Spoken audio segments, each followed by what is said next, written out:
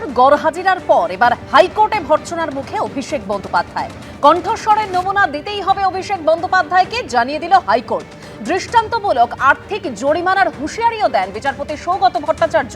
অন্যদিকে আরও বিপাকে কালীঘাট তৃণমূল, আরও 4টি অ্যাকাউন্ট ফ্রিজ করে দিল বিধাননগর সাইবার পুলিশ। এ নিয়ে আমরা আলোচনায় আসবো, তার জন্য স্টুডিওতে অতিথিরা রয়েছেন। তবে শুরুতেই যে ছবি আপনাদের সামনে তুলে ধরবো, বারুইপুর এনকাউন্টার কাণ্ডের তদন্তে ফরেনসিক টিম একেবারে এনকাউন্টার যেখানে হয়েছে সেখানে পৌঁছে গিয়েছে।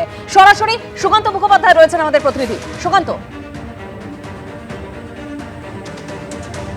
দেখো, তোমাকে বলে রাখি, এই যে পেরিফেরি করে দেওয়া হয়েছে পুলিশের তরফে, সেখানে ফরেনসিক যারা এক্সপার্টরা রয়েছেন সেখানে তারা ইতিমধ্যে এসে উপস্থিত হয়েছেন। সেখানে তারা তদন্ত করছেন, তথ্য নমুনা সংগ্রহ করছেন। ঠিক যেখানে কোথায় দেহ পড়েছিল, কোথা থেকে পালানোর সময় তাকে এনকাউন্টার করতে বাধ্য হন তদন্তকারীরা, সেটা কিন্তু তারা খতিয়ে দেখছেন। আমরা দেখতে পাচ্ছি ফটোগ্রাফি করা হচ্ছে, ভিডিওগ্রাফিও করা হচ্ছে। সেই সঙ্গে কিন্তু জিপিএসের সাথে এই যে জায়গা, ভৌগোলিক যে জায়গা, সেটাকেও কিন্তু মিলিয়ে দেখা হচ্ছে বা সেটাকে মার্ক করার যে প্রক্রিয়া সেটা চালানো হচ্ছে। ঠিক কত ডিস্টেন্স থেকে গুলি চালানো হয়েছিল, কোথায় দেহ পড়েছিল, সেটা লেজার লাইটের মাধ্যমে সেটাকে পরিমাপ করা হচ্ছে। অর্থাৎ এক কথাতে তথ্য প্রযুক্তিকে ব্যবহার করা হচ্ছে, আধুনিক তথ্য প্রযুক্তি, এবং তার মাধ্যমে কিন্তু নমুনা সংগ্রহের কাজ চালাচ্ছেন তদন্তকারীরা। এই মুহূর্তে ঘড়িতে প্রায় 6টা বেজে গেছে। তুমি দেখতে পাচ্ছ যে অনেকটাই আলো কিন্তু কমে গেছে। দীর্ঘ যে পথ, অর্থাৎ মেন রাস্তা থেকে অনেকটা পথ, দুর্গম পথ পেরিয়ে কিন্তু তদন্তকারীরা এখানে এসেছেন। কোথাও কাদা রয়েছে, কোথাও অনেকটা জল রয়েছে, সেই জল পেরিয়ে ঘটনাস্থলে তারা এখানে এসেছেন। গত বুধবার দিনকে যখন আমরা এই জায়গার ছবি দেখাচ্ছিলাম, এতটা কিন্তু জল ছিল না। জলের লেভেল কিন্তু অনেকটা নিচে ছিল। পুরোটাই কিন্তু দেখতে পাচ্ছ যে পুরো ক্ষেতের জমি, জলা জমি, এবং সেইখানেই কিন্তু এই মুহূর্তে এই বৃষ্টির ফলে, এই 48 থেকে 72 ঘন্টা যে বৃষ্টি হয়েছে তার জেরে কিন্তু অনেকটাই জল জমে গিয়েছে। এনকাউন্টার এই যে কেসটার তদন্তভার জুডিশিয়াল এনকোয়ারির নির্দেশ গেছিল তোমার সিআইডির কাছে, এবং সেই পরিপ্রেক্ষিতে কিন্তু সিআইডি তদন্তভার হাতে নেয়। গতকালকে তারা সমস্ত যে তথ্য সেগুলো তারা সংগ্রহ করেছিলেন, কিন্তু স্পটে এসে তথ্য সংগ্রহের যে কাজ অত্যন্ত গুরুত্বপূর্ণ, পরবর্তীকালে তদন্তের ক্ষেত্রে যা খুব একটা গুরুত্বপূর্ণ অংশে থাকে, সেই জায়গায় তারা কিন্তু করছেন। আমরা দেখতে পাচ্ছি মেজারমেন্ট যে ফিতে, সেটা দিয়ে তারা দৈর্ঘ্যপ্রস্থ সবটা মেপে নিচ্ছেন। পুরো যে পেরিফেরি, পুরো আগে থেকে সেটাকে বেঁধে দেওয়া হয়েছিল, ঠিক কোথায় এই দেহ পড়েছিল, কোন অ্যাঙ্গেল থেকে গুলি চালানো হয়, কোথায় প্রভাস মণ্ডলের দেহ লুটিয়ে পড়ে, সেই জায়গা কিন্তু পুরোটাই খতিয়ে রাখা হচ্ছে। এবং আজকে ফরেনসিক এক্সপার্টরা 4:30 নাগাদ তারা থানা থেকে বেরোন, এবং এখানে কিছুক্ষণ আগে তারা পৌঁছন। তাদের সাথে সিআইডি আধিকারিকেরা রয়েছেন, বারুইপুর থানার পুলিশ রয়েছে, যারা এই ঘটনাস্থল সম্পর্কে ওয়াকিবহল। তারপর আমরা দেখলাম যে সূর্যপুর স্টেশন, সেখান থেকে রেলের ট্র্যাক ধরে 200 মিটারের মতন হাঁটা, সেখান থেকে তারপরে আরও এই জঙ্গলের মাঝখান থেকে কাদা করমচার জঙ্গল ভেদ করে তদন্তকারী অফিসাররা এখানে এসেছেন, এবং এখানে তারা কিন্তু এই মুহূর্তে তদন্ত করে দেখছেন। আমরা দেখতে পাচ্ছি যে ফটোগ্রাফি করা হচ্ছে, ভিডিওগ্রাফি করা হচ্ছে, দৈর্ঘ্যপ্রস্থ মাপা হচ্ছে। অর্থাৎ এক কথায় ছবিও তুমি তুলে ধরছো, তদন্তের দিকে আমাদের অবশ্যই নজর থাকবে। তবে ঠিক যেরকম আপনাদের শুরুতেই বলছিলাম যে আগামী বুধবার বিধাননগর আদালতে হাজির হয়ে কণ্ঠস্বরের নমুনা দিতেই হবে অভিষেক বন্দ্যোপাধ্যায়কে। ডিজে মামলায় কড়া নির্দেশ দিল কলকাতা হাইকোর্ট। তবে পুলিশকে নিশ্চিত করতে হবে যাতে ডায়মন্ড হারবারের তৃণমূল সাংসদকে ডিম আক্রমণ বা অন্য হেনস্থার শিকার হতে না হয়। কণ্ঠস্বরের নমুনা দিতেই হবে অভিষেক বন্দ্যোপাধ্যায়কে। ডিজে মামলায় সময় বেঁধে দিয়ে কড়া নির্দেশ দিল কলকাতা হাইকোর্ট। অস্বস্তি আরও বাড়ল ডায়মন্ড হারবারের তৃণমূল সাংসদের। শুক্রবার কলকাতা হাইকোর্টের বিচারপতি সৌগত ভট্টাচার্য অভিষেক বন্দ্যোপাধ্যায়ের আইনজীবীকে প্রশ্ন করেন, কবে গলার স্বর দেবেন তার মক্কেল। সবকিছুর একটা সীমা আছে। বিচারক একটা নির্দেশ জারি করেছে, সেটা মানতে বাধ্য বলেও মন্তব্য করেন বিচারপতি সৌগত ভট্টাচার্য। এর পাশাপাশি অভিষেক বন্দ্যোপাধ্যায়কে দৃষ্টান্তমূলক আর্থিক জরিমানার হুঁশিয়ারিও দেন তিনি। এই প্রসঙ্গে বিচারপতির মুখে উঠে আসে ডিজে মন্তব্য মামলায় এফআইআর রুজুর প্রেক্ষিতে অভিষেক বন্দ্যোপাধ্যায়কে দেওয়া রক্ষা কবচের কথাও। শুক্রবার বিচারপতি সৌগত ভট্টাচার্য বলেন, তদন্তে সহযোগিতা করতে হবে বলেই আদালত রক্ষা কবচ দিয়েছে, না হলে সেটা প্রত্যাহার করে নেওয়া হবে। বিচারপতি বলেন, আদালত থেকে রক্ষা কবচ পাওয়ার পর এটা তদন্তকে বিপথে চালিত করার কৌশল। গলার স্বর দেওয়ার নির্দেশিকা খারিজের আবেদন করে আপনি কি ঠিক কাজ করেছেন? অভিষেক বন্দ্যোপাধ্যায়ের আইনজীবীকে প্রশ্ন করেন বিচারপতি সৌগত ভট্টাচার্য। কার্যত কলকাতা হাইকোর্টের চাপে কণ্ঠস্বরের নমুনা দেওয়ার নির্দেশকে চ্যালেঞ্জ করে দায়ের করা মামলা শুক্রবার প্রত্যাহার করতে হয়েছে ডায়মন্ড হারবারের তৃণমূল সাংসদকে। সম্মানীয় বিচারপতির এই মন্তব্য আরেকবার প্রমাণ করলো যে তৃণমূল কংগ্রেসের এই সমস্ত নেতারা, বিশেষ করে অভিষেক বন্দ্যোপাধ্যায়, নিজেদেরকে আইনের ঊর্ধ্বে ভাবেন, এবং আইনের ঊর্ধ্বে ভেবে তিনি ভেবেছেন যে আইনকে ব্যবহার করে উনি রক্ষা কবচ নিয়ে তদন্তের আওতা থেকে বাইরে থাকবেন। সেটা চলবে না। তদন্তের আওতা থেকে কেউ বাইরে থাকতে পারে না। তদন্ত যখন চলছে, তদন্ত হবে, উপযুক্ত দোষী সাব্যস্ত হলে পরে উপযুক্ত শাস্তিও পাবেন। হাইলি টেকনিক্যাল ম্যাটার, এটা যে কোনো ব্যক্তির যে কোনো বিষয় নিয়ে কোর্টে যেতে পারেন, হাইলি টেকনিক্যাল ম্যাটার, এর উপর দাঁড়িয়ে কোনো রাজনৈতিক মন্তব্য করব না। ভোট প্রচারে বারবার ডিজে বাজানো নিয়ে হুঁশিয়ারি দিতে শোনা গেছে অভিষেক বন্দ্যোপাধ্যায়কে। 4 তারিখে রবীন্দ্রসঙ্গীতের সাথে গ্রামে একটু করে ডিজেও বাজবে। এই মন্তব্যের প্রেক্ষিতেই তাঁর বিরুদ্ধে উস্কানিমূলক ভাষণ, হুমকি এবং শান্তি বিঘ্নিত করার অভিযোগে এফআইআর দায়ের হয়। অভিষেক বন্দ্যোপাধ্যায়ের কণ্ঠস্বরের নমুনা নেওয়ার কথা বলে বিধাননগর আদালত।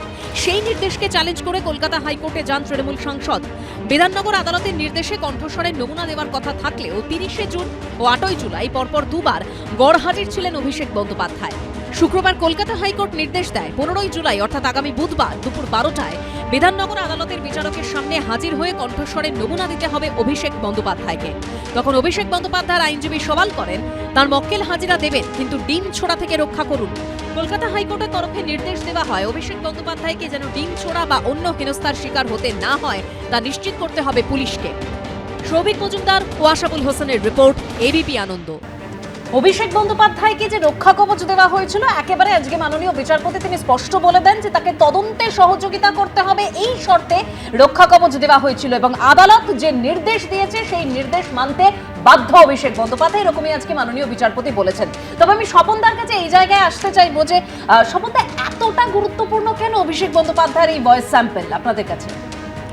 ভয়েস স্যাম্পেলের উপর ডিপেন্ড করছে তিনি যে হেড স্পিচ দিয়েছেন, তিনি যে তার সীমার বাইরে গিয়ে যে নির্বাচনী প্রচারের যে বক্তব্য রেখেছেন, ডিজের সঙ্গে কী সব বাজাবেন সব কিছু উনি যেগুলো বলেছিলেন। এর আগেও উনি অনেক ধরনের হুমকি দিয়েছেন যে রবীন্দ্রসঙ্গীতের আগে ডিজেও বাজবে 4 তারিখে। আরও অমিত শাহকে বলেছিলেন আপনি আসবেন বা তার আপনাকেও দেখাবো ভোটের রেজাল্টের দিন।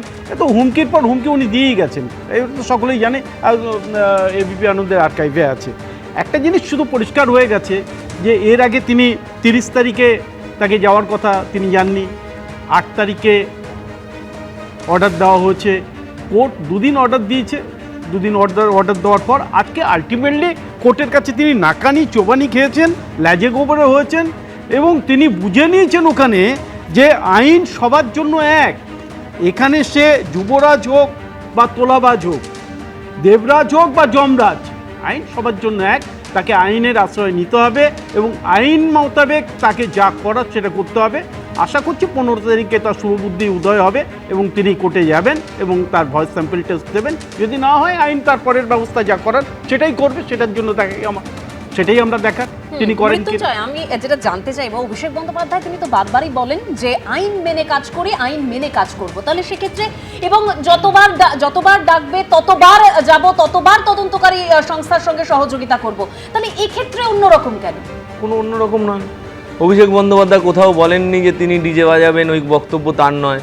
তিনি কোথাও বলেননি যে আমি বলিনি, কোনো জায়গায় কোনো সংবাদ মাধ্যমের সামনে এসেও অস্বীকার করেননি। এই নিয়ে তার বক্তব্য সংবাদ মাধ্যমে জানতে চায় যে তিনি তার বক্তব্য জানিয়েছেন। আদালতের মতো একটা বক্তব্য জানিয়েছেন, তাকে 15 তারিখের মধ্যে হাজিরা দিতে বলেছেন। অভিষেক বন্দ্যোপাধ্যায়ের আইনজীবীরা তার বক্তব্য তুলে ধরেছেন, হাজিরা দিতে বলেছেন, নিশ্চিতভাবে অভিষেক বন্দ্যোপাধ্যায় দেবেন। না, আমার বক্তব্য হলো কেউ আদালত ডাকবে, মানে কেউ ধরুন পুলিশ ডাকছে, আমাদের সংবিধানে বা আমাদের তো সেই অধিকারও আছে যে আমরা আদালতে গিয়ে সময় চাইতে পারি বা আমাদের বক্তব্য জানতে পারি। এবার আদালত সময় দেবে কিনা, নির্দিষ্ট টাইম ঠিক করে দেবে কবের মধ্যে যেতে পারে, সেটা আদালতের ব্যাপার, বিচারপতির ব্যাপার, বলেছেন কোনো ব্যাপার না। কিন্তু আমার বক্তব্য দুটো, এক হলো অভিষেক বন্দ্যোপাধ্যায় বক্তব্য দেননি, কোথাও অস্বীকার করেননি। দ্বিতীয়, যে অভিষেক বন্দ্যোপাধ্যায়ের যে হেড স্পিচ নিয়ে এত কথা হচ্ছে, সেই নির্বাচনে, এই 2026-এর নির্বাচনের প্রচারে এসে আমাদের দেশের স্বরাষ্ট্রমন্ত্রী মাননীয় অমিত শাহজি মহাশয় তিনি বলেছেন উল্টা লটকা কর সিধা কর দুঙ্গা। এইটা কি হেড স্পিচ নয়? একটা যদি কোনো স্বরাষ্ট্রমন্ত্রী, দেশের স্বরাষ্ট্রমন্ত্রী তৃণমূল কংগ্রেসের কর্মীদের উদ্দেশ্যে যদি বলে উল্টা লটকা কর সিধা কর দুঙ্গা, এটা হেড স্পিচ নয়? তখন ব্যবস্থা হবে না, সেটা নিয়ে এখানে আলোচনা হবে না। ঠিক করবেন, সেটা কোর্ট ঠিক করবে, আদালত ঠিক করবে, তার জন্য আদালত আছে। আপনিও তো ঠিক করবেন না, আদালত নিশ্চিতভাবে আছে, আপনিও তো ঠিক করবেন না। আদালত যেমন ঠিক আছে, আমরা যেমন আদালত বলেছে, নিম্ন আদালত বলেছে, তারপরেও কেন হাজিরা দিলেন না? আপনিও যেমন ঠিক করে দেবেন না যে অভিষেক বন্দ্যোপাধ্যায়, আমি ঠিক করে দিচ্ছি না, আদালত বলেছে যা যা সেটাই দেখানো হচ্ছে। কোর্ট কি বলেছে তাহলে আপনি সেটা শুনেন? সেটাই তো বলছি, কোর্ট তো কখনো বলে দেয়নি, কোর্ট বলে দিয়েছে কি ওটা হেড স্পিচ? কোর্ট বলে দিয়েছে ওটা হেড স্পিচ হয়েছে, হয়নি? FIR করলে না কেন FIR বাবা? আরে FIR তো হতেই পারে, একটা করোনি কেন? বিচারাধীন বিষয়। আরে FIR করোনি কেন? অমিত শাহ অমিত শাহের against FIR করো, দম ডিজে নেই? বাজানো হচ্ছে কি দম নেই? কোনটা হেড স্পিচ? দম নেই? আপনার বেলায় আমি বলিনি। না, না, দয়া করে FIR সেই করার decorum টা দম নেই। maintain করুন। না। আর প্রথম কথা হলো যে আগে পিছনে কি কথা আগের বলেছিল বছরে সেটা কি বলো কথা ভাই। নয়, তাহলে আরে অভিষেক বলো, উনি কোন বন্দ্যোপাধ্যায় পরিপ্রেক্ষিতে বলেছিলেন? ডিজে বাজানোটা হেড কোন স্পিচ কিনা পরিপ্রেক্ষিতে বলেছিলেন? সেটা তো তদন্তে উঠে আসবে। কোন ডিজে পরিপ্রেক্ষিতে বাজানোটা বলেছিলেন? কোন পরিস্থিতিতে অভিষেক বন্দ্যোপাধ্যায় বলেছে তার আগে পিছেটাও শুনতে হবে। ডিজে সেটাও বাজানোটা বলুন, হেড আমি- স্পিচ আমি কিনা। এখান থেকে বেশ বেশ আমি ডিজে এখান থেকে বাজানোটা প্রদীপ head আমি speech দুজনকে কিনা। থামাচ্ছি, আমি প্রদীপদার কাছে আসবো। প্রদীপদা, অর্থাৎ শেষ পর্যন্ত মানে হাজিরা দেবেন অভিষেক বন্দ্যোপাধ্যায় তিনি বলেছেন, এবং কিন্তু এখানে তিনি এটাও বলেছেন যে পুলিশকে নিশ্চিত করতে হবে যাতে মানে তাকে ডিম ছোড়া না হয় বা কোনো রকম হেনস্থার শিকার হতে তাকে না হয়। তাহলে কি যত ভয় ওই ডিমে? দেখুন, প্রায় 2 মাস হয়ে গেছে তৃণমূল কংগ্রেসের সরকার এখানে পরাজিত হয়েছে এবং বিজেপির সরকার এখানে প্রতিষ্ঠিত হয়েছে, এবং মুখ্যমন্ত্রী শুভেন্দু অধিকারী তিনি কিন্তু বারবার আইনের শাসনের কথা বলছেন। ফলে এই জায়গায় দাঁড়িয়ে রাজ্য সরকারেরও কিন্তু একটা দায়িত্ব রয়েছে যে এই ডিম ছোড়া বা এই মব কালচার এইটাকেও কিন্তু নিয়ন্ত্রণ করতে হবে। মানুষের ক্ষোভ বিক্ষোভ তার প্রতিফলন সবসময় ডিম ছোড়ায় হচ্ছে, এটার কিন্তু অন্য দিকও আছে যে স্থানীয় কারণে কোথায় কখন ডিম ছোড়া হচ্ছে তারও একটা কিন্তু মাত্রা যোগ হয়। ফলে ডিম ছোড়াটাকে অবহেলা করে যে এটা শুধুমাত্র তৃণমূল কংগ্রেসের বিরুদ্ধে বিষেধাগার, সেটা কিন্তু যদি ক্রমাগত রাজ্য সরকার এটাকে ইগনোর করতে থাকে সেটাও কিন্তু ঠিক হবে না। ফলে একদিকে যেমন আমরা চাইবো এবং আমরা গণমাধ্যমের এখানে আপনারা আছেন সবাই চাপ সৃষ্টি করব যে অভিষেক বন্দ্যোপাধ্যায় তিনি আসুন, তিনি তদন্তে সহযোগিতা করুন, কণ্ঠস্বর দিন, তিনি মানে যা হবে কোর্টের তদন্ত তার ঠিক গতিপথে এগোক। কিন্তু তার সাথে এটাও ঠিক যে ডিম ছোড়ার যে কালচার সেটা যত দিন যাচ্ছে এটা কিন্তু একটা নির্দিষ্ট একটা মব কালচারের ধারণ নিচ্ছে, সংস্কৃতি তৈরি করছে যেটা পশ্চিমবঙ্গের সংস্কৃতির সঙ্গে যায় না। ফলে এই জায়গায় পুলিশ প্রশাসনের ওপরে একটা বড় দায়িত্ব, রাজ্য সরকারের ওপরে বড় দায়িত্ব যে এই ডিম চোরাটাকে নিয়ন্ত্রণ করা এবং এর শাস্তিমূলক ব্যবস্থা নেওয়া। ফলে দুটোই গুরুত্বপূর্ণ, যেমন আইন সবার জন্য সমান, যে অভিষেক বন্দ্যোপাধ্যায় আইনের ঊর্ধ্বে নয়, আবার এটাও ঠিক যে আইন সবার জন্য সমান হলে কারো বিরুদ্ধে যদি অভিযোগ থাকে তাহলে পুলিশের কাছে যেতে হবে। স্থানীয়ভাবে ডিম চোরা এটা একটা বা দুটো নিদর্শন হতে পারে, ক্রমাগত এই জায়গায় ক্রমাগত যাবে, কিন্তু পুলিশও তো মানে অভিযোগ প্রমাণিত হওয়ার আগে তাকে কোমরে দড়ি বেঁধে ঘোরাচ্ছে। এটা কোন জায়গায় তার জন্য আইন আদালত আছে। বেশ, এই জায়গা থেকে আমি আপনাদের সঙ্গে আরো একবার রাখবো, অভিষেক বন্দ্যোপাধ্যায় এই বিধানসভা নির্বাচনের আগে প্রচারের সময় বিভিন্ন সময় এই ডিজে নিয়ে ঠিক কি বলেছেন। 4 তারিখ মমতা বন্দ্যোপাধ্যায় যতই উদার হোক, আরামবাগের স্টিয়ারিং আমার হাতে থাকবে। ডিজে তো বাজবেই, এমন জোরে বাজবে কান ঝালাফালা করে দেবো। 4 তারিখ জবাব হবে। মমতা ব্যানার্জির উদারতা, অনেক উদারতা হয়েছে। 4 তারিখ ফল ঘোষণা হবে, রবীন্দ্রসঙ্গীতের সাথে ডিজেও বাজবে, এবার বলে দিয়ে গেলাম। যারা মানুষের প্রতি অবিচার করেছে, মানুষকে অপমানিত করেছে, তাদের জন্য এবার রবীন্দ্রসঙ্গীত না, এবার 4 তারিখ ডিজে বাজবে। তৈরি থাকো। 4 তারিখ সন্ধে অবধি অপেক্ষা করতে হবে না, 1টার পর থেকে ডিজে বাজবে রবীন্দ্রসঙ্গীতের সুরে। কে কত বড় নেতা আমি তালিকা তৈরি করে রেখেছি, ব্লক ধরে ধরে, পঞ্চায়েত ধরে ধরে সুদে আসলে হিসেব হবে। 4 তারিখ কিন্তু রবীন্দ্রসঙ্গীতের সাথে ডিজে বাজবে। মনোযোগ দিয়ে আমার কথা শুনবে। 16, 17, 18, 19 যদি কোনো বিজেপির নেতা ইআরও অফিসে ফর্ম জমা দিতে আসে 10টার বেশি, তাহলে রবীন্দ্রসঙ্গীতের সাথে একটু ডিজেও বাজিয়ে দিয়ে ডিজেও শুনিয়ে দেবে। অর্থাৎ একদিকে অভিষেক বন্দ্যোপাধ্যায় ডিজে বাজার কথা বলছেন, তারই পাশাপাশি তিনি বলছেন ব্লক ধরে ধরে একেবারে তালিকা তৈরি করে রেখেছি। আমি এখান থেকে অরিন্দম বাবুর কাছে যাব। অরিন্দম বাবু, তৃণমূল যদি ক্ষমতায় আসতো ভোটের পরই, নির্বাচনের পর, তাহলে কি পরিস্থিতি তৈরি হতো? ভয়ঙ্কর পরিস্থিতি হতো, ভয়ঙ্কর। আমি এর আগের দিন আপনাকে বলে গেছি 1946-এ যে ক্যালকাটা কিলিং যেটা হয়েছিল, তার থেকে আরও ভয়ঙ্কর হতো কলকাতা কিলিং। কারণ কি, আপনি জানেন এই তৃণমূলেরই একজন যেভাবে নাকি স্টেটমেন্ট দিয়েছিল যে অলরেডি তার কাছে নাকি ইনস্ট্রাকশন দেওয়া হয়েছে। কলকাতা কিলিং না, ওয়েস্ট বেঙ্গল কিলিং। হ্যাঁ হ্যাঁ, আমি বলছি সরি কালকাটা আছে, যাই হোক, তাকে একটা ইনস্ট্রাকশন দেওয়া হয়েছিল যে মণ্ডল কমিটি কারা কারা আছে নানা রকম সমস্ত লিস্ট তৈরি করতে, সব জায়গায় নাকি ইনস্ট্রাকশন দেওয়া হয়েছিল। আজকে আপনাকে বলি ঈশ্বর যেন ওনার কণ্ঠস্বরটা ফেরত দেয়। আমি দেখলাম আজকে এরকম করে বলছে, তার মানে ওনার কণ্ঠস্বরটা দেখুন ঠিক। আপনাদের মনে আছে সুজয় ভদ্রের এই কাণ্ড, সুজয় ভদ্রকে নিয়ে আপনারা জানেন। এবার আপনাকে বলি contempt of court 1971 under section 11 and 12, তাতে স্পষ্ট বলা আছে যদি কন্টেম্পট অফ কোর্ট করে তার 6 মাসের জেল। অ্যাপার্ট ফ্রম দিস, আজকে যদি নন কোঅপারেশন করে তাহলে ভারত BNSS ভারতীয় নাগরিক সুরক্ষা সংহতি আন্ডার সেকশন 389 এবং BNS 223-তে মামলা জরিমানা সব হতে পারে।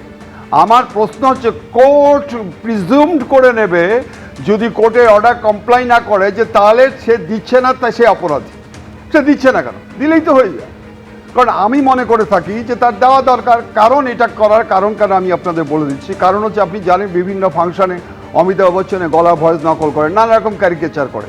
এইটা যে তার ভয়েস, এটা প্রমাণ করার জন্য করে। আর আপনাদের মনে রাখতে হবে এইটা কিন্তু আইডেন্টিফিকেশন, এটা সাক্ষ্য নয়, identification to prove the proof যে এই ভয়েসটা তার কিনা। এবং আপনাকে যে আরেকটা বলে দিচ্ছি, আপনারা দেখে নেবেন যদি এটা দেয়, এটার সাথে কিন্তু অন্যান্যগুলো জড়াবে। অন্যান্য সমস্ত যে কেসগুলো হচ্ছে, আজকে বলছে যে কী হয়েছে আপনাদের মনে আছে যে গোসভা যে MLA হয়েছে বিকর্ণবাবু, যে ওনাকে এই ঘটনাটার পরে কিন্তু তাকে অ্যাসল্ট করা হয়েছে এবং সেখানে স্পেসিফিক বলা হয়েছে যে আমাদের অমুক বলেছে বলে তাকে অ্যাসল্ট করা হয়েছে এবং সেও কিন্তু একটা কেস করেছে। আমার প্রশ্ন হচ্ছে ডায়ার উইথ কনসিকুয়েন্সেস, আমি যদি এটা বলে থাকি, আদালতে যদি এটা কেস হয় এবং বিচারপতি যদি ইনস্ট্রাকশন দেয় we should comply that with the direction of the honourable high court, যে আজকে দুবার সে রিফিউজ করেছে। আইন আছে, যেটা মৃত্যুঞ্জয় বাবু বলে আইন আছে, কিন্তু আইনের আবার ফাঁক আছে। আবার আইন যদি ভায়োলেট করে থাকে তাহলে কিন্তু তারও শাস্তি আছে, যেটা বলছি contempt of court 1971 section 11 and 12। আমি দুটো লাইন বলি। আমি বলছি যে আপনি অভিষেক বন্দ্যোপাধ্যায়ের এতগুলো ভিডিও দেখালেন, আপনি একটু দয়া করে অমিত শাহের ভিডিওটাও একটু দেখান, দর্শক দেখুক। 2 নম্বর কথা হলো 2021-এর বিধানসভা নির্বাচনের আগে মিঠুন চক্রবর্তী ব্রিগেডে দাঁড়িয়ে বলেছে, একাধিক সভায় বলেছে মারবো এখানে, লাশ পড়বে শ্মশানে। তার এতগুলো সিনেমার মধ্যে এই ডায়লগটাই বেছে বেছে প্রত্যেকটি সভাতে গিয়ে বলতে হলো। সেইটা হয় না। দিলীপ ঘোষবাবু 2021 সালে বলেছে 10 ফুট নিচে থাকবে মাটি, না 10 ফুট উপরে থাকবে বডি। এই বক্তব্যগুলো দেখা যে ধরনের হেড স্পিচ যে দেবে, যেখানেই দেবে, আমরা তার বিরুদ্ধে। সেজন্য মিঠুন চক্রবর্তীকেও সমন করা হয়েছিল, দিলীপ ঘোষকে করা হয়েছিল।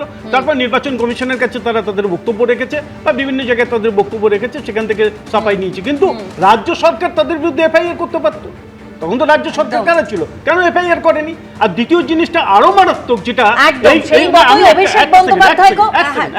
একটা খুব দ্রুত ফলতাতে দাঁড়িয়ে জাহাঙ্গীরকে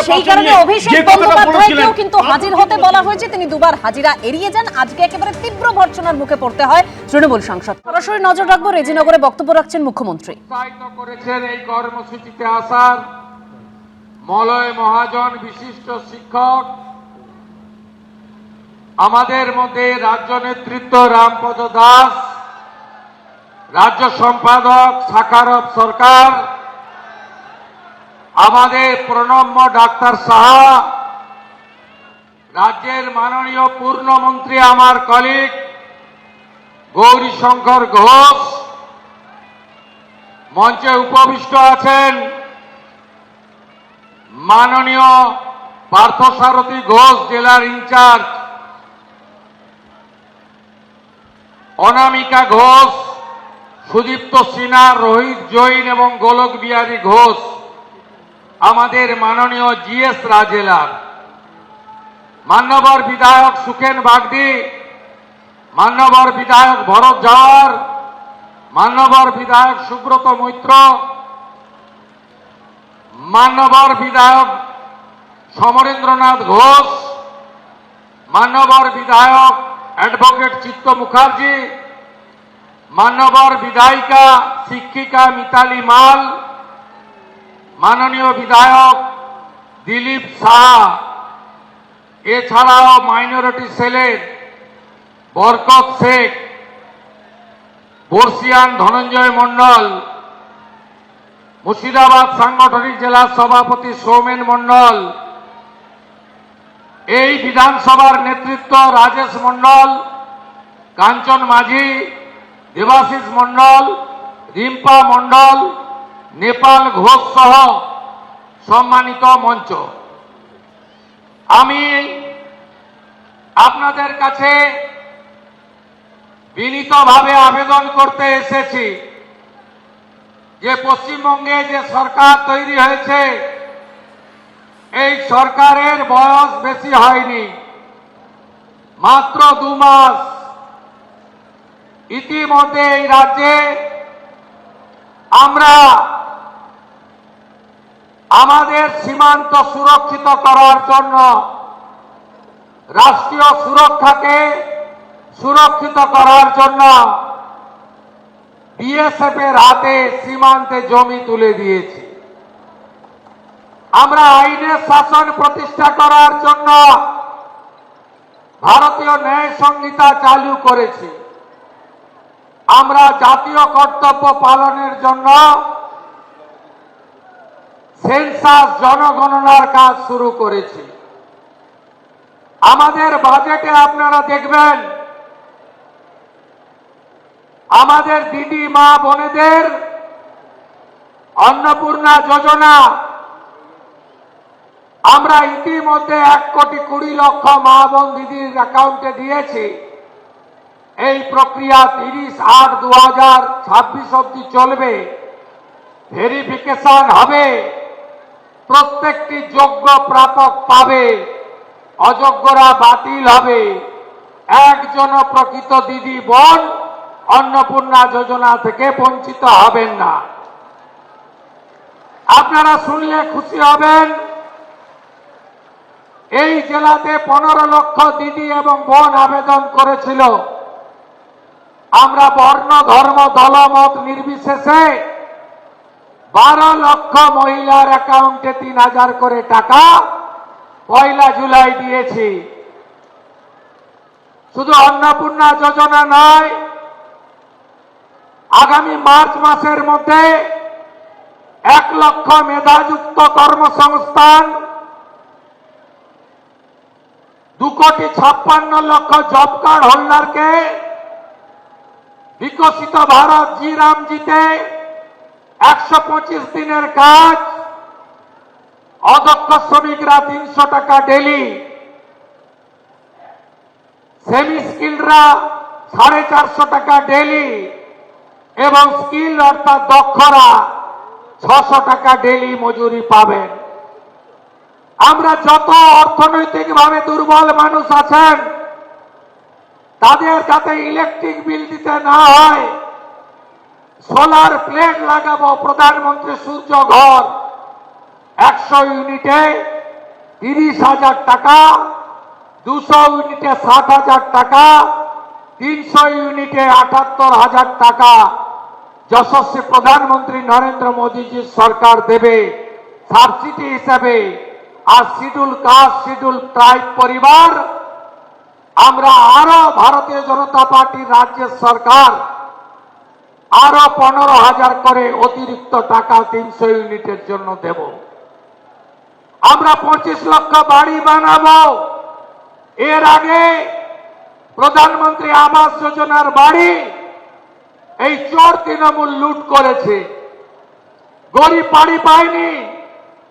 মোদিজি 30,000 কোটি টাকা দিয়েছেন, তার লোক ধর্ম পালন করে 40 লক্ষ বাড়ির জন্য আপনারা পাননি।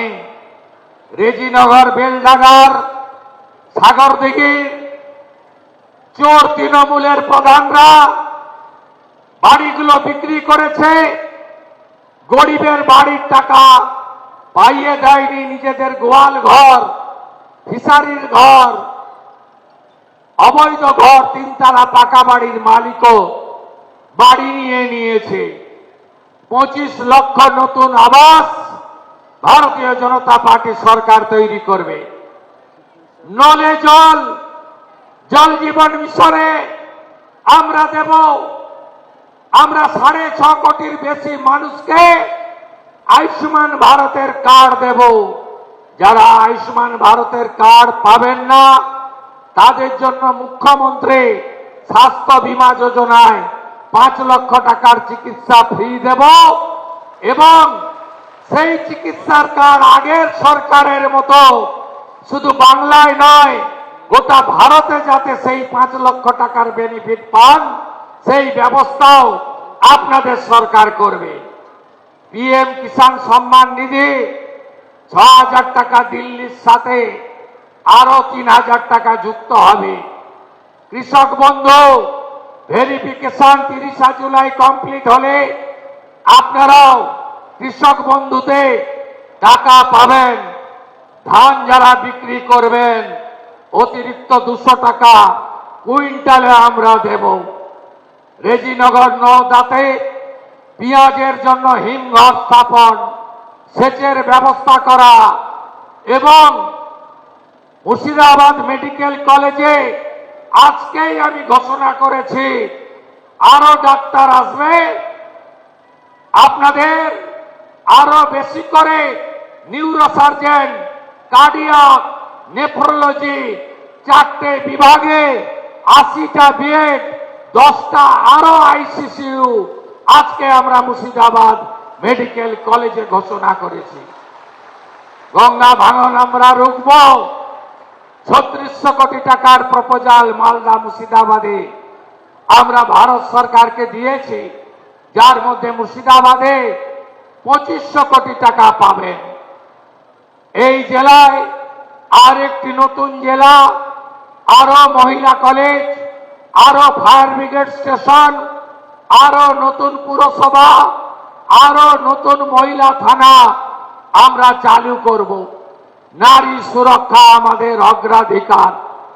আপনারা জানেন গ্রামে গ্রামে চোলাই মদের ঠেক, নেশা, মাদক দ্রব্য এবং বিশেষ করে বাংলাদেশ বর্ডার এলাকা উন্মুক্ত রাখার জন্য গোটা পরিবেশ নষ্ট করে দিয়েছে বিগত 15 বছর ধরে যে সরকার ছিল। এই সরকার শুধু আগুন লাগানোর কাজ করেছে। বেলডাঙ্গায় আগুন, রেজিনগরে রেল স্টেশনে আগুন, ধুলিয়ানে আগুন, শক্তিপুরে আগুন, শামশেরগঞ্জে আগুন, নিমতিতাতে আগুন, ঔরঙ্গাবাদে আগুন। আগুন লাগানো ছাড়া কোনো কাজ করেনি আমাদের মুসলিম বহুল এই জেলা। আমি তৃণমূলের হয়ে যারা ভোট করেন তাদের কাছে জানতে চাই, 19 সালে প্রাক্তন মুখ্যমন্ত্রী মমতা ব্যানার্জি আর তার প্রাক্তন মন্ত্রী সিদ্দিকুল্লাহ চৌধুরী আগুন লাগিয়েছিল কেন? না সিএ আইন নাকি এনআরসি, নাগরিকত্ব কেড়ে নেওয়া হবে। হাজারদুয়ারি পোড়ানো হয়েছিল, বেলডাঙ্গা রেজিনগর স্টেশন জ্বালানো হয়েছিল। সিএ বন্ধু চালু হয়েছে, কার নাগরিকত্ব গেছে? কাকে আমরা তাড়িয়েছি? আজ এই প্রশ্ন করার টাইম এসেছে। ওয়াকফ অ্যামেন্ডমেন্ট বিল আগের মুখ্যমন্ত্রী, প্রাক্তন মুখ্যমন্ত্রী, যিনি একবার নয় একবার 21-এ নন্দীগ্রামে হেরেছেন, 26-এ ভবানীপুরেও আমার কাছে হেরেছেন। তিনি বলেছিলেন না আমার জীবন থাকতেও ওয়াকফ অ্যামেন্ডমেন্ট বিল লাগু করতে দেব না। তিনি লাগু করে দিয়ে গেছেন উম্মিদ পোর্টাল। অনেকে পোর্টাল আপলোড করতে পারেননি। আপনাদের ওয়াকফ প্রপার্টি অনেক জায়গায় মমতা ব্যানার্জির জন্য আজকে খাস হয়ে গেছে। আগুন লাগিয়েছিলেন সেদিনও আগুন লাগিয়েছিলেন। জঙ্গিপুরে আপনার প্রচারকরা এসে উস্কে দিয়ে গেছিল। হরগোবিন্দ দাস, চন্দন দাস, বেদবনা, জাফরাবাদের 10টা গ্রাম আজকে চারিদিকে অশান্তি, গরিব মানুষের ক্ষতি হয়েছে। আজকে এই জেলার উন্নয়নের কথা আপনি বলেননি। আজকে সারাদিন দুপুরের পর থেকে আপনার জেলার উন্নয়নের কথা আমরা বলেছি, উন্নয়নের কথা ভেবেছি।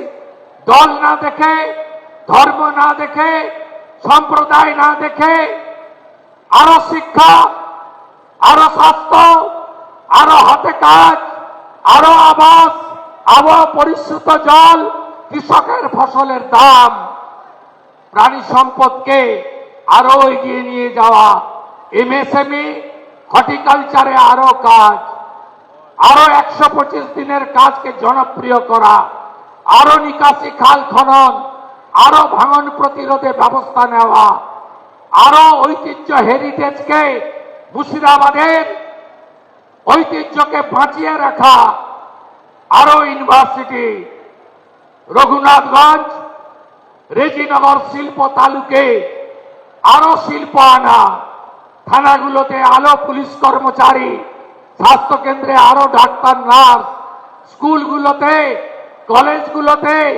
আরো শিক্ষক অধ্যাপক, এই কথাই সারাদিন আমরা বলেছি। আজকে যারা বলেছিল বিজেপি এলে মুসলিমরা নাকি থাকতে পারবে না, 2 মাস 1 দিন হয়েছে বিজেপির মুখ্যমন্ত্রী, কাকে থাকতে দিনই নাম বলুন বন্ধু। বলেছিলেন দাঙ্গা হবে, বলেছিলেন প্রার্থনা বন্ধ করে দেবে, বলেছিলেন আমাদের ধর্ম পালন করতে দেবে না, বলেছিলেন ডিটেনশন ক্যাম্পে পাঠাবে। আমি জানতে চাই তালিকাটা, জানতে চাই। আমরা ভারতীয় জনতা পার্টি, আমাদের একটাই মন্ত্র বিকাশবাদ, উন্নয়ন।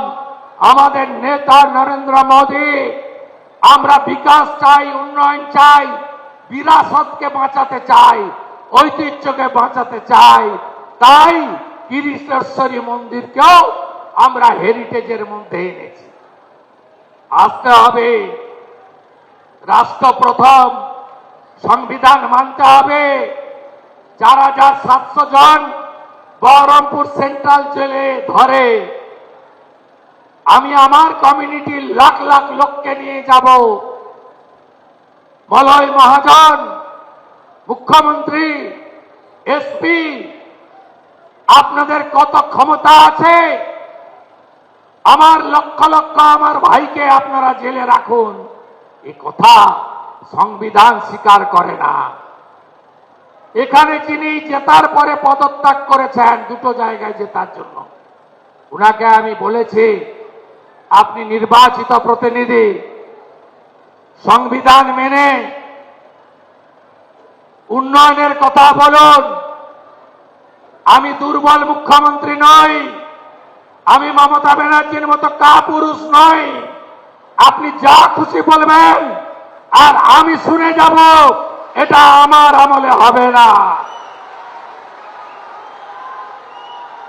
আসুন, আপনারা তো আমাদের ডাকতেন না, আমি তো সব প্রশাসনিক সভায় সব দলের এমপি এমএলএ কে ডাকি, আমি বিধানসভায় সবার কথা শুনি,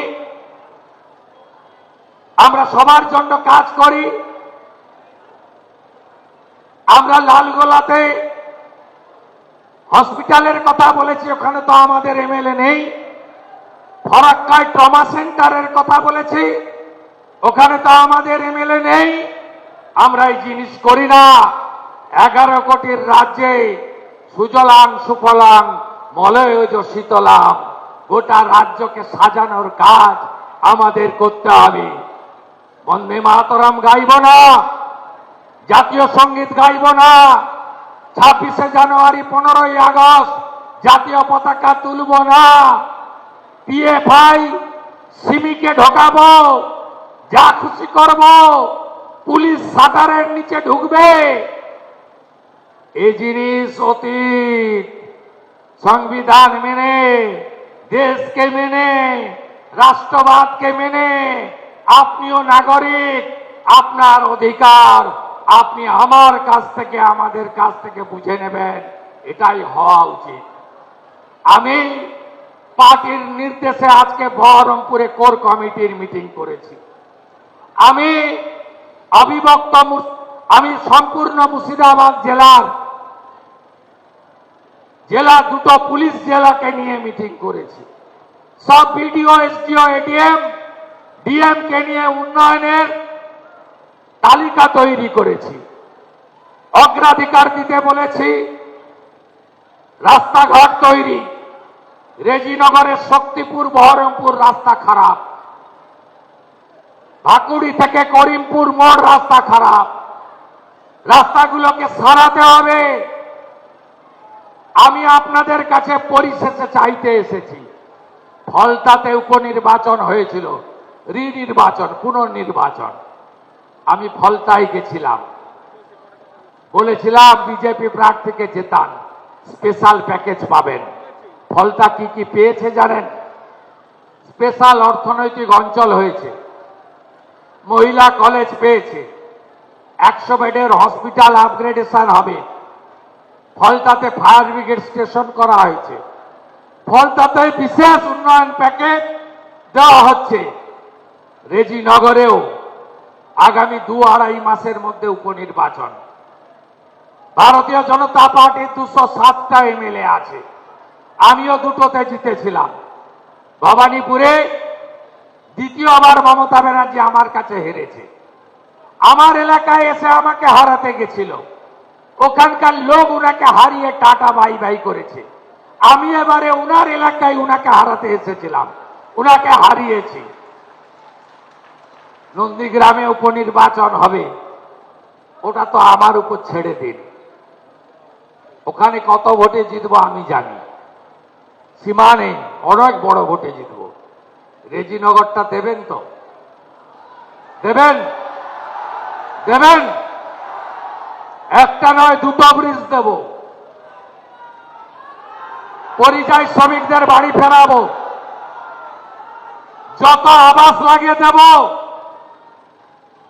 যা চাইবেন দেব, দুহাত ভরে দেব। সরকার বিজেপির থাকবে, 207 এমএলএ, 8 করবেন, নন্দীগ্রাম জিতে 8 হবে, 9 করবেন না 8-এ রাখবেন, রেজিনগরের উপর নির্ভর করবে। কাকে পাঠাবেন? ঝগড়া করবে, ধমকাবে, কমিউনিটির কথা বলবে, হিন্দু মুসলমান করবে, মন্দির মসজিদ বলবে, না উন্নয়ন চাইবেন? উন্নয়ন যদি চান, হাতে কাজ, পেটে ভাত, মাথায় ছাদ, সোলার আলো, আরো স্কুল, আরো কলেজ, আরো রাস্তা, আরো ব্রিজ, ঘরে ঘরে নলে জল, কৃষকের অধিকার, পরিযায়ী শ্রমিক বাড়ি ফিরবে, তার স্ত্রী কন্যার পুত্রর সঙ্গে বাড়িতে থাকবে, বাবা মা সেবা করবে। যদি চান পদ্ম ফোটাতে হবে। দেবেন তো? দেবেন? দেবেন? কথা দিচ্ছেন? ফলতা কথা দিয়েছিল, কথা রেখেছে। আর রেজিনগরের নির্বাচন এই টিম করবে, পুরো টিম করবে। আর আমি তো থাকবই, আমি তো থাকবই। আমি চিনি রেজিনগরের মাটি। আমি আগস্ট মাসে আবার শক্তিপুরে আসব। এর আগে আমার একটা সভা ছিল শক্তিপুরে, সাকারব সরকার সভাপতি ছিলেন, আমার মাইক খোলা হয়েছিল, আমি ভুলিনি, আমাকে লিখে রাখতে হয় না, আমার এখানে সব থাকে। মাইক খোলা হয়েছিল, মাঠ দেয়নি, রেলের মাঠে সভা করেছি ঝুঁকি নিয়ে, পাশ দিয়েই রেল যাচ্ছিল, হাইকোর্ট থেকে পারমিশন নিয়ে আসতে হয়েছে। আমি ভুলিনি, আগস্ট মাসে আসছি শক্তিপুরে, দুহাত ভরে দেব। রেজিনগরটা চাই, 8 এমএলএ দিয়েছেন, 9 জন চাই, যা চাইবেন পাবেন মুখ্যমন্ত্রীর কাছ থেকে। কথা দিচ্ছেন তো? দম্ভটা ভাঙতে হবে, অহংকারটা ভাঙতে হবে। কার অহংকার, কার দম্ভ আমি আর বললাম না, সমাজদার কা ইশারাই কাফি। অনেক সময় নাম বললে অনেকে হিরো হয়, নাম বলার দরকার নেই। পদ্ম ফুটবে, পদ্ম ফুটবে, শান্তি, উন্নয়ন, প্রগতি তিনটে ইস্যুতে ভোট করুন। 2 মাসের সরকারে কি হিন্দু কি মুসলমান সবাই ভালো আছেন তো? আরো ভালো থাকবেন। 6-8 মাস আরো দিন একটু টাইম লাগবে। আর নারী শিশু কন্যাদের উপর অত্যাচার এ ব্যাধিতে পরিণত হয়েছে। এ ব্যাধিকে কি করে মুক্ত করতে হয় আপনাদের বন্ধু শুভেন্দু জানে। ভরসা রাখুন। থানায় থানায় মহিলা হেল্প ডেস্ক, দুর্গা স্কোয়াড। আপনারা বারুইপুরে পুলিশের ভূমিকা, পুলিশ মন্ত্রীর ভূমিকা দেখেছেন, আরো দেখতে পাবেন। আজকেই বলে গেছি, যত পুরনো কেস আছে, নারী নির্যাতন, ধর্ষণ, শ্লীলতাহানি, সব কেস বের করুন। কনভিকশন হয়ে থাকলে কোথায় আটকে আছে বের করুন। চার্জশিট যদি না হয় চার্জশিটেড করুন। এফআইআর যদি না হয় এফআইআর করুন। যদি শিশু কন্যা হয় পস্কো লাগান। ছাড়া হবে না কাউকে। আমি কথা দিয়ে গেলাম, আমার মা দুর্গারা, আমার বোনেরা, স্বামী বিবেকানন্দের মাটি, মা শারদামণির মাটি, এই মাটিতে আপনারা যে বিরাট প্রত্যাশা নিয়ে মোদিজির আশীর্বাদ ধন্য এই সরকার করেছে, আপনাদের বন্ধু শুভেন্দু আপনাদের সাথে আছে। সবটা ব্যবস্থাটাকে নিয়ন্ত্রণ করতে এত পচন, এত ভাইস, এত সামাজিক দূষণ, এত বেআইনি নেশার জায়গা, এত পলিউটেড করে রেখে গেছে আগের মুখ্যমন্ত্রীর নেতৃত্বে তৃণমূলের সরকার। একটু আমাকে সময় দিন, সহযোগিতা করুন, করে দেখাবো, করে দেখাবো, করে দেখাবো। বারুইপুরের ওই ছোট্ট একরত্তি বাড়ির পরিবারের লোকেরা, তারাও সংখ্যালঘু। আমি ফোন করে কথা বলা, দেখাও করেছি। আগামীকাল তাদের বাড়িতেও যাব। তারা আমার উপর আস্থা রেখেছেন। বাকিরাও রাখুন, ফল হাতে নাতে পাবেন। কথা আর বাড়াবো না, 7টা বাজে। বাড়ি আপনাদের ফিরতে হবে। সকাল থেকে প্রচুর বৃষ্টি, রাতেও হতে পারে বর্ষাকাল। আপনাদের মনে হয় জলও দিতে পারেনি। ধীরে ধীরে ফিরবেন, সাবধানে ফিরবেন। আজকে মুখ্যমন্ত্রী হওয়ার পরে মুর্শিদাবাদে এসেছিলাম। বর্ণ ধর্ম দলমত নির্বিশেষে যে ভালোবাসা দিলেন, যে স্নেহ দিলেন, যে আতিথেয়তা পেয়েছি, চির ঋণী থাকলাম। এই ঋণ উন্নয়ন দিয়ে পরিশোধ করব। ভারত মাতা কি, ভারত মাতা কি, বন্দে বন্দে বন্দে, জয় জয় শ্রীরাম।